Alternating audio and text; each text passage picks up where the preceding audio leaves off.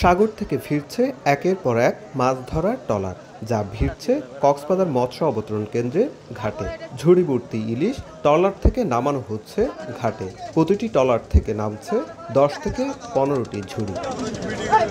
ইলিশ পন্টুনে রাখতে ঘিরে ধরছেন ব্যবসায়ীরা। মুহূর্তে বিক্রি হয়ে যাচ্ছে সব ইলিশ, যা প্যাকেটজাত করে সরবরাহ করা হচ্ছে ঢাকায়। ব্যবসায়ীরা বলছেন, পহেলা বৈশাখের কারণে ইলিশের চাহিদা তুঙ্গে, দ্বিগুণ দামেও কিনতে বাধ্য হচ্ছেন তারা।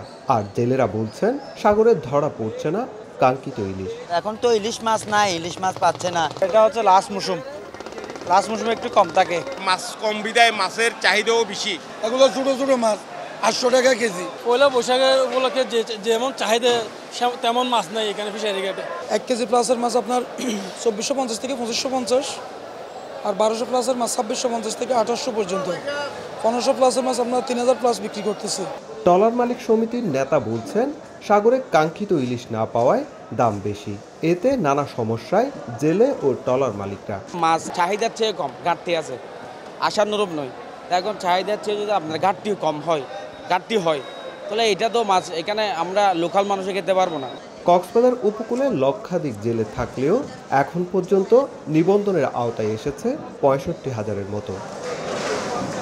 সুজাউদ্দিন রুবেল, সময় সংবাদ, কক্সবাজার।